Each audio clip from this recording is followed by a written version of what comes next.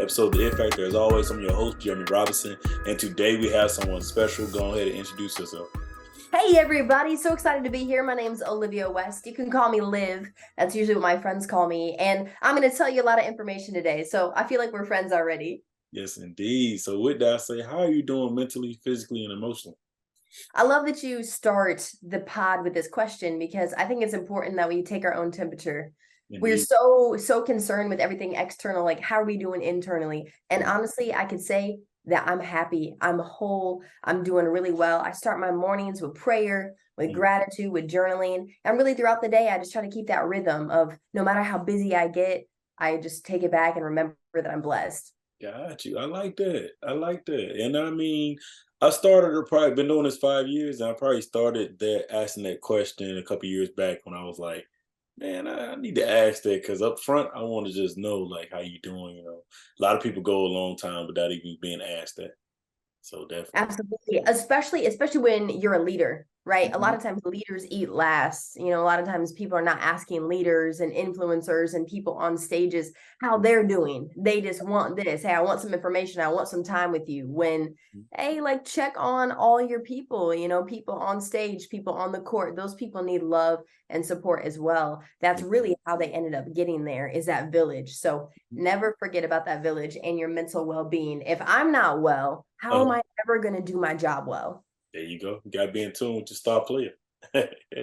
So, would I say, how was your journey becoming a brand manager in global health?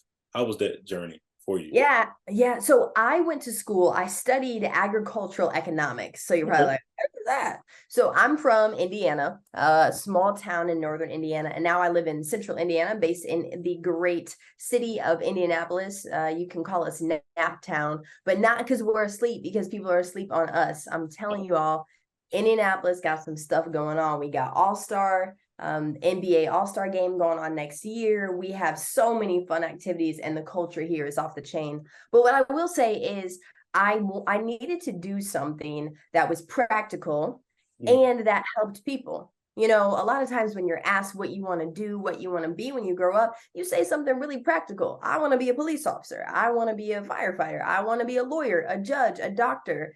And you Mhm. say these things, not really understanding the complexity of what you're saying you want to do. If you Indeed. say that you want to be a lawyer, that means you're going to go to school, and then you're going to go to school again, and then you're going to pass the bar exam, and then you got to decide if you want to, work for a firm or work on your own. If you say you want to be a doctor, you're quite literally signing yourself up to go to school for the next 15 years, Indeed. right?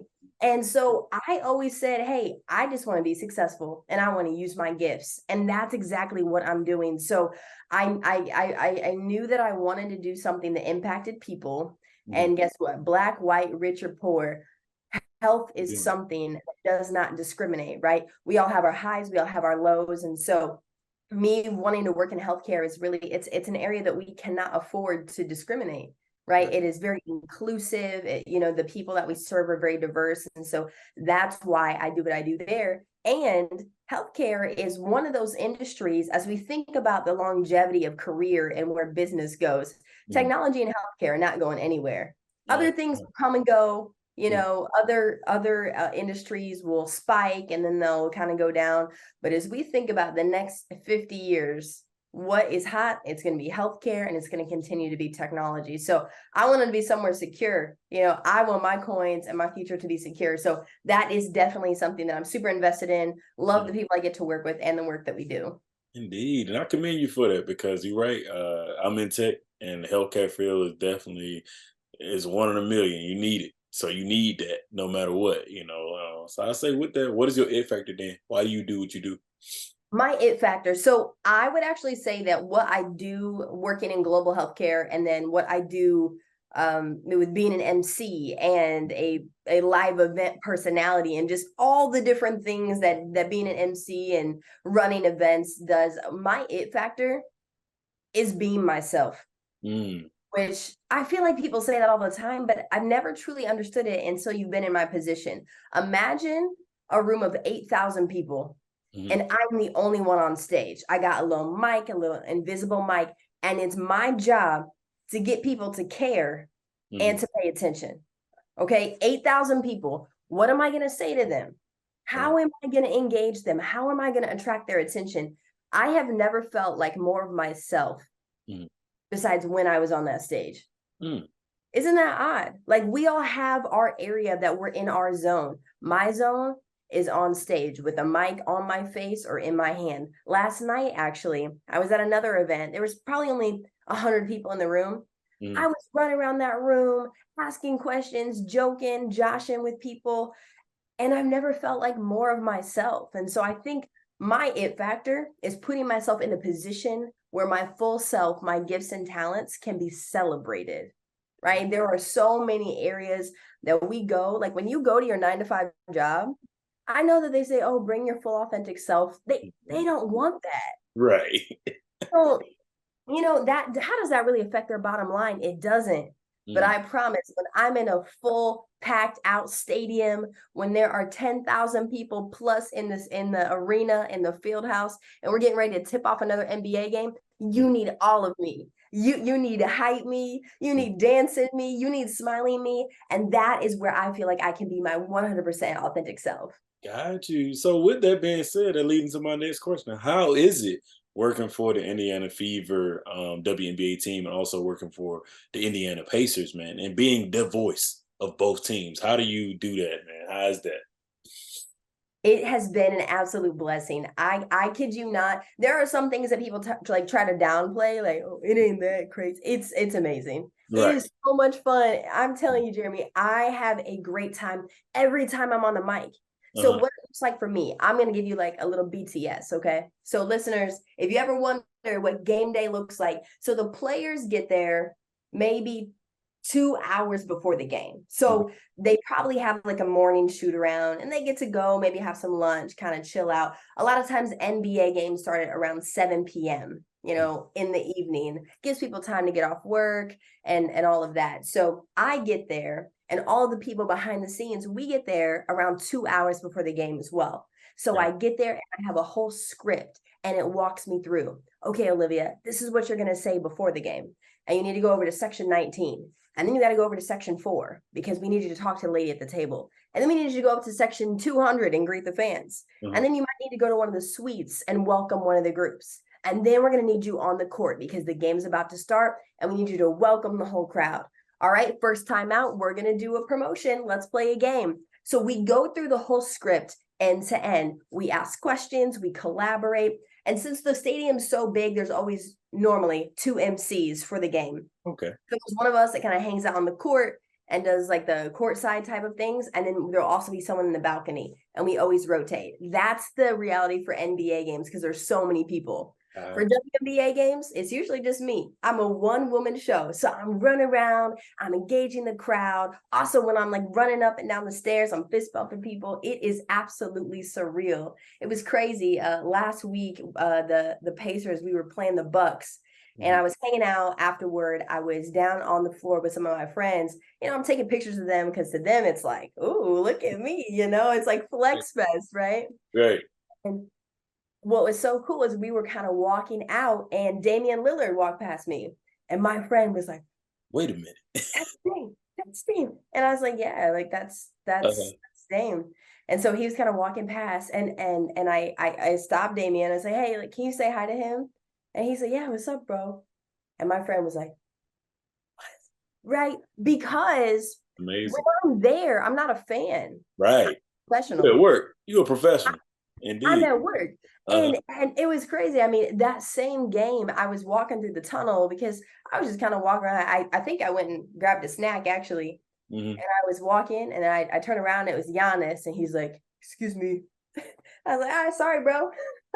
So it's something that is a lot of fun. And to be honest, I have not always been a big NBA fan. I've Mm-hmm. always enjoyed the WNBA because, of course, when I see those players, I see myself, right? I can see myself in them. I used to play ball, so I really, really respect them. But the NBA, it wasn't really my thing. And Gotcha. Tim said, you're the woman for the job. And I say, here I come. I Yeah, love I NBA. love the NBA. I love it. So I would say with that, what has been some of your most memorable moments then working for the Fever? What you saying you seeing yourself in? I love WNBA too as well. I had got big in it now, bigger than how it was when I was a little younger. But how is it working for both those teams and the WNBA experience and the NBA experience? What have been some of them pivotal moments? Probably one or two. Yeah. Okay. Before I answer that question, do you have kids? I don't have kids yet, not yet. Okay. Well, when you do, if you Uh, do, praise God, whatever He has planned for you, you Indeed. got to go to WNBA games. WNBA games are made for families. They're made for Hmm. friends. They're made to engage and interact. Of course, we're there to watch really good basketball. We're there to watch women that are the best in the world at basketball. And Right.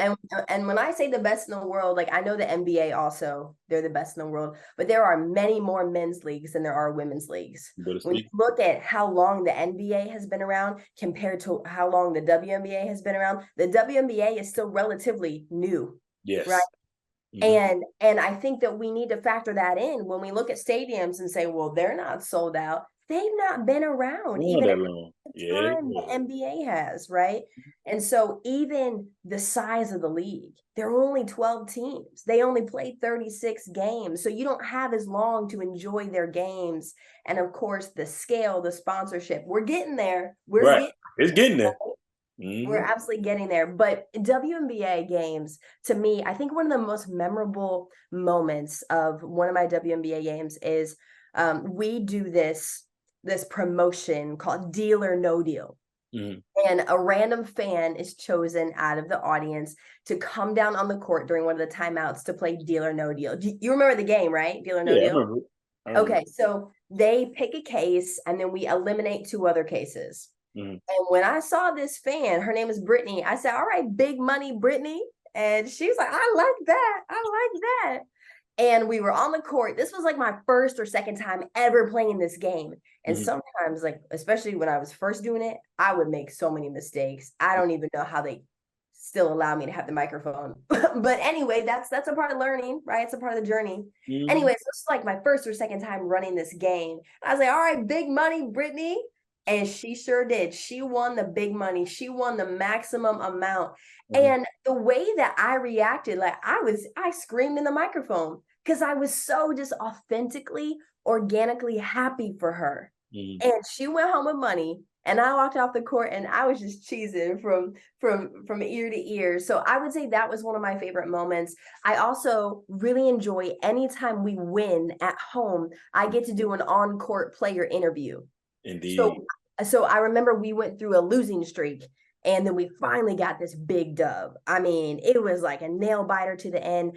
And I got to interview a player and I just asked her, hey, last season was tough, but look around, look at all these fans. What do you want to say to them? Hmm. And she looked at me and then she looked around at the fans and she spoke from her heart. It Hmm. was so authentic. It was organic. It was meaningful. And no matter what anyone was doing in that moment, it seemed like everyone stopped and they paused and they listened to her. So those were by far my favorite two moments of WNBA season. I've got to be honest too, it was my first season. So a lot of it was just learning. So even though I was still delivering, right? I was doing my hits, I'm saying hi, I'm also learning.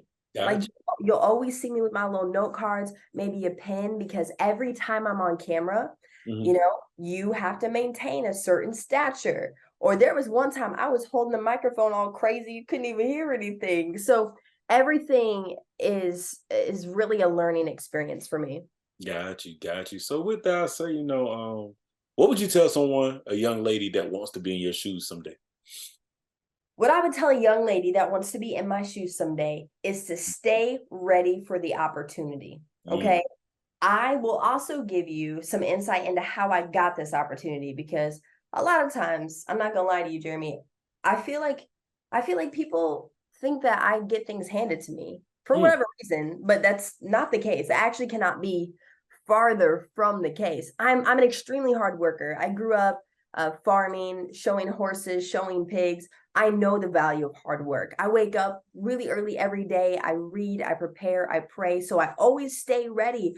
But how I got the opportunity to Mm. do this for the WNBA team, I asked.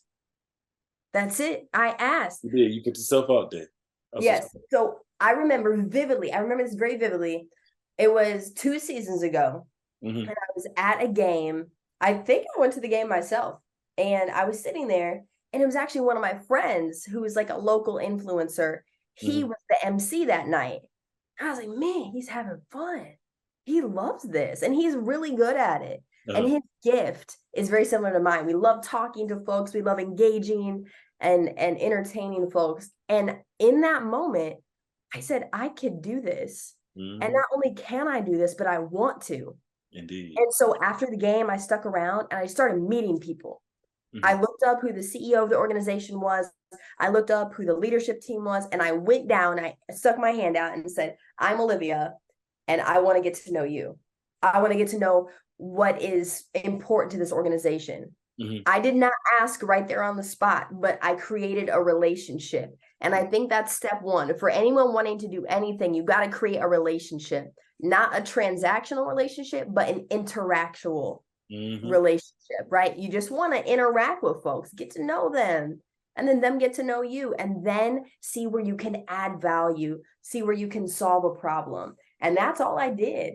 I did that. And actually, the first time I asked, they said no. Mm-hmm. They said, no, we're not looking for anybody.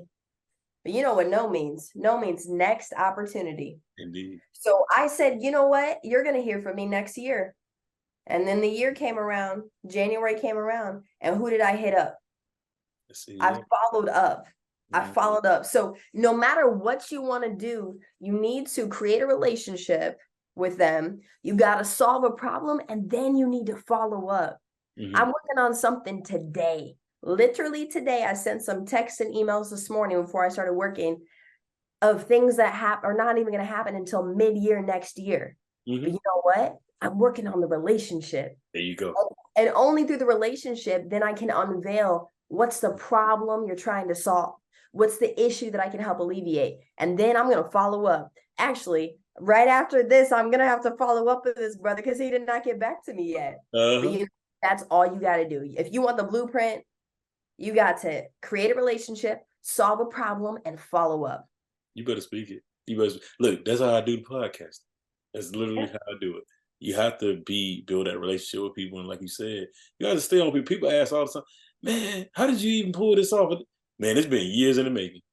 Yep. Or this person knew this person, and this is how this happened. Even with this episode, my frat brother knew you and was like, "Bro, yeah, man, I love what you're doing. Look, Olivia need to come on there, man. She outside, right, man. So I'm gonna see what I can do. So definitely, I Isn't think. that crazy? And do you know where we met? Mm. In Mexico. So I'm a big traveler, Uh and he's a big traveler, and we huh. literally met in Mexico City in July. We happened to go on the same Airbnb experience. It was like Uh-huh. a lucha libre fight, Uh, like like the guys that wear the mask and like the tight oh little thing. yeah. So we happened to be on the same Airbnb experience. Uh-huh. And he's black, I'm black. So I was like, Right. what's up, brother? And we just happened to, get to know each other a little bit, become friends. And then turns out, he's a Sigma, I'm a Zeta.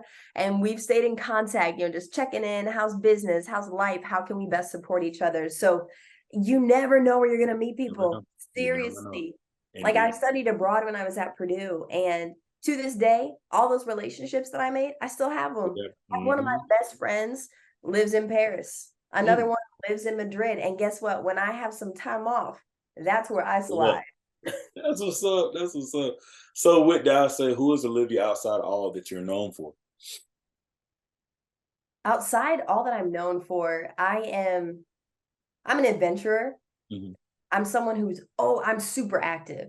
Like the amount of activities that I like to do in a day, Mm-hmm. it's actually ridiculous. Like I could quite literally go from morning to night working, from morning to night creating, connecting with people, engaging folks. I'm extremely engaged and invested in my community. I also have a lot of hobbies. Like I told you before, I grew up with animals. I grew up showing livestock. So I rode horses for 12 years. I showed pigs for 12 years.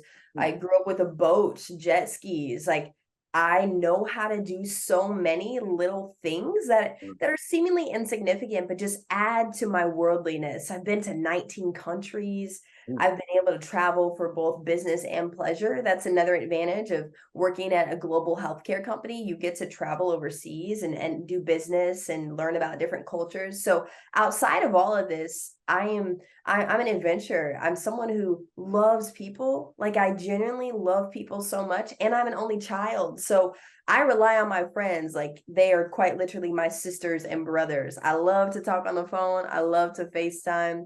I enjoy reading, but really, I know who I am. I know whose I am. And mhm. I'm a child of God. And that's something that I take really seriously and continually devote my time and energy to. Indeed. And I love that. I love that. So why is it important to give back to the youth? Why is our community important? It is important to give back because that's where we came from. You Indeed. know, at some point, someone poured into us, Mhm, someone gave unto us, and you have to do that unto others. You know, it's only right if it's better to give than to receive. mhm, And I know sometimes people hearing that is like, no, I love receiving. I love receiving. But guess what? I love giving too. There is nothing better than coming out of an event and making someone feel something, mhm, making someone feel seen, making someone feel safe, making someone feel inspired. So quick story, last week, it was actually, yeah, it was like midweek last week. I was really blessed to run an awards presentation mm, for mhm, this Minority Business Council, a regional one, actually. It was the first time they'd ever worked with me. And they were like, Olivia, here's the run of show. Here's the mic. We trust you. The CEO went crazy when he saw me growing off script. And I was like, brother, that's how people like me operate. The script is a suggestion, right? So, anyway, I was up there, I'm enthusiastic. We were playing some games, breaking the ice. mhm, And there was a woman who was actually going to be presenting an award on behalf of her late husband. And mm, this woman, decorated, amazing woman. I mean, she has a doctorate, a business, all this stuff. And she came up to me and she goes, Olivia, I thought I was in trouble at first. And she kind of grabs my arm and she said, I'm extremely nervous to get on stage and deliver my remarks. I'm nervous, I'm emotional, mhm. but the way that you were talking and interacting with us, it's making me feel safe. It makes me feel seen and it makes me feel safe. That right there, Mhm, that is everything I could ever want. I'm not doing this for me. mhm. I mean, yeah, it's kind of cool to like be on the screen and get the mic and stuff, but I love this because I am able to serve people. I Indeed. am able to serve. And you know what MLK said? That not everybody can be famous. Was it famous or rich? There's like, yeah, like not everybody can be famous, but everyone can be great because greatness is dependent upon service and we all can serve. And I'm not gonna lie to you, the bigger the stage that I'm on, I actually feel like more of a servant the Mm, bigger the stage I'm on. Because like, do you get more nervous if you're performing in front of 10 people or 10,000? mm, Right? The level of focus you have to have when there are 20,000 people waiting for you to say something and say uh, something good and say something that they can interact with. I mean, you gotta be dialed in. People mm, be hitting me up at games like, hey girl, I don't have time for this. It's like I need to get to my next hit because mm. people are depending on me to communicate clearly, confidently, because they want to have a good time. Right. So so sometimes, like the bigger the stage, the more of a servant you're going to have to be. A Mhm. lot of it is lights and cameras and action. That is true. And it's cool. The level of accessibility you get is amazing, but you got to be dialed in Mm, and you got to be all team you. I'm wearing my Indiana Pacers bomber, uh-huh. but the reality is the reason I'm in the position that I'm in is not because I'm rooting for the Pacers every day. It's I'm rooting for myself. Mhm, I'm rooting for myself every single day. I read this book last year and I actually met agent Nicole Lynn. mhm. She's a famous sports agent. She's probably the most famous for when she signed Quinion Williams to the New York Jets. It was her first top 5 pick and very significant for a woman of color, and especially this gentleman. I mean, it was a mega max contract, and she had a lot to do with that. Anyway, she wrote this book called Agent You. Mhm. Agent U. I'm not saying you have to go read it, because I really despise when people are like, you need to read this book and this one. And like, no, just give me the cliff notes, please. So here's the cliff notes about Agent U. Mhm. If you were to hire an agent, you would expect them to represent you at a very high level all the time, right? So be your own agent. Mhm. Be your own agent. You know, you are a brand, you are a team. Be Mhm. your own agent. Like, I would never design a jacket like this and put Olivia West on it, Right. but that's how I have to do business. Hey, who are you? I'm Olivia West, and I want to partner with your next event. Hey, are you a Pacers fan? That's great. Come on to the game. I'm the MC, and I would love to partner with you for your next event. Mhm. Or there's a professional basketball league going on, maybe in a different state or a different country. Hey, I know the perfect person to be the voice for your league. It's me, Olivia West, right? And so as we begin to think about who do we want to represent us, I Mhm. think it has to start with yourself. If I have an agent, I would want them to think about me and promote me all the time. Mhm. So who should your agent be? Should be you. That book was super cool. I actually met Nicole Lynn as well, actually just last month. And she was great. She said some really provocative things to me though. She was like, "You need to quit your job and like do your thing." I was like, "Girl, stop talking crazy." But anyway, I mean, she's a dreamer, but she's not just a dreamer, she's a doer. And Definitely. that's the thing. Dreaming is half of the equation, Mhm. but doing is the other half. We all know people be like, I'm about to do it. I'm about to do something. Or Mhm. like everyone knows that person in real estate that doesn't own anything. or or everybody knows someone in finance that's broke. That Mhm. just doesn't make sense, right? So Add you up. got to dream Mhm. and you got to deliver. Indeed, you're right about that. You're definitely right about that. I get that asked all the time. Like, hey man, you have a podcast, you bring all type of amazing people on. How do you do it? How you stay consistent? Because I like to do it. And like you said, I invest in myself, my wife, my friends, other people can tell you this ain't just the person that you see on the podcast. It's the person you see every day. And every week I'm like, hey, hold on, pull out the I may look crazy, but I'm gonna hand my card and say who I am about the podcast because I believe in it. And I love helping other people, man. So definitely it Absolutely. But also days, I mm, mean, be honest though, there's some days you don't feel like it. of And course. there's some days you don't want to do it. And when you don't have motivation, you Mhm. need dedication, Indeed. you need devotion. And that's the thing. I mean, as seasons get rougher, you got to get a little tougher. Mhm. You know, tough times don't last, but tough people do. I cannot tell you how many times I am tired as a tortoise on a Sunday evening, which is when WNBA games are a lot of times. Mhm. I'm tired. I went to church, I worked all week and did all this stuff, right? Right. And I'm tired.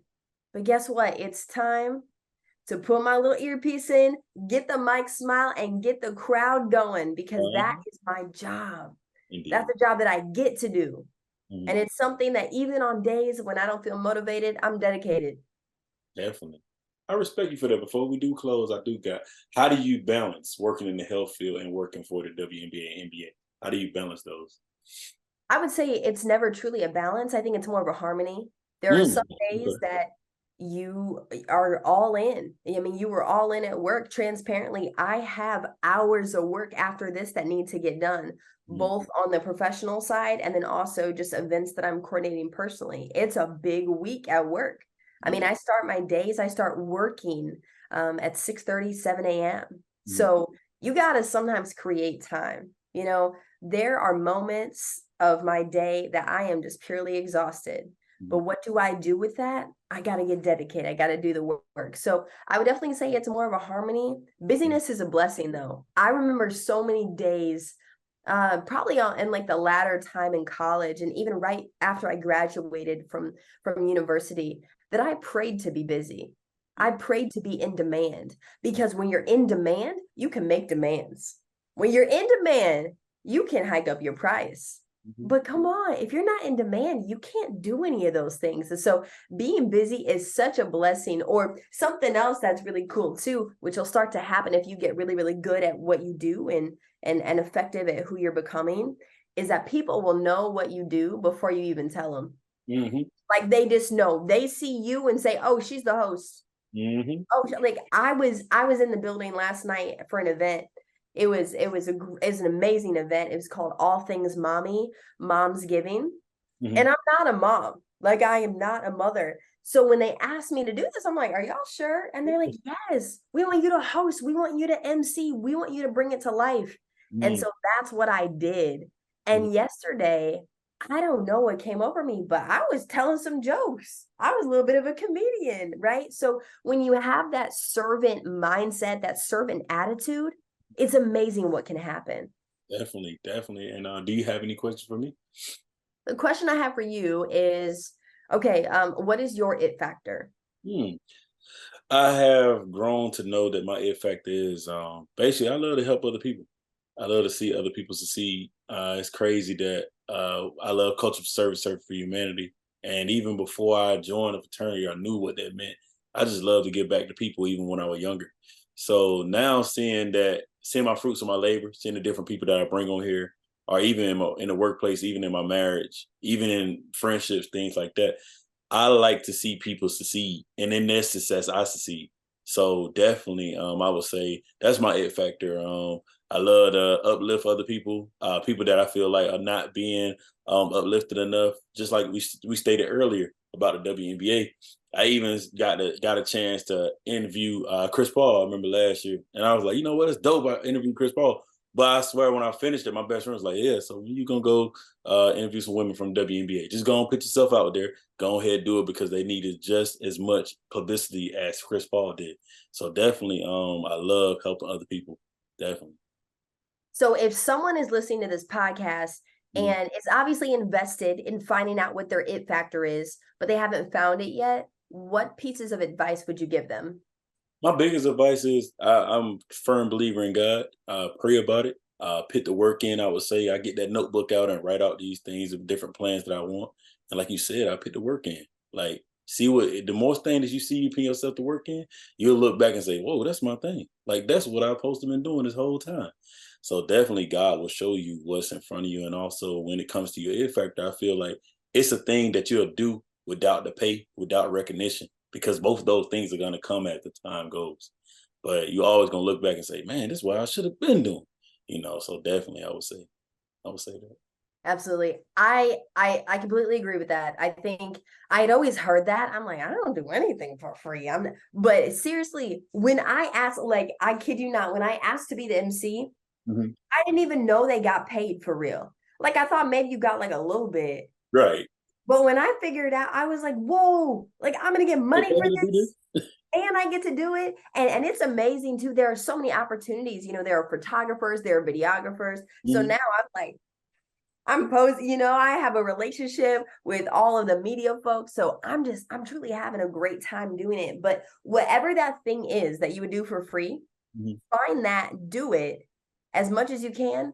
And then you'll get so darn good at it that someone will pay you to do it because that's how proficient it is. When someone hires me to do an event, they Mhm. can probably talk in the microphone themselves, but I just bring a little extra flavor to it, I right? already know you. I Already. just bring a little extra engagement to it. So last night when I was running that event, she Mhm. could have done it herself, but she's like, I want to have an experience. Mm. And I said, oh, I can bring the experience. So yes, I love the pod. I love the idea of having an it factor because we all have something that makes us different, right? No one is celebrated for being the same. Right. Oh, you look the same as everybody else. No one's celebrated for that. Mhm. You were celebrated for what makes you different. Yes, indeed. That thing that we have that's diverse, that's what makes the difference. And that's what allows us to be in demand so Mhm. we can make demands and so we can make a change that we want to see in the world around us. So thank you so much for anyone listening. Follow me on IG, live_West_LIV_West, WEST_. And I look forward to staying in touch. Share the pod, support this brother, and support the WNBA. Yes, indeed. So with that, thank you so much. I'll be sending some more messages out to you and talking to you because you're part of the family now. So definitely gotta stay in touch with you, and I look forward to talking to you soon. Absolutely. Thank you much. Take care. Bye bye.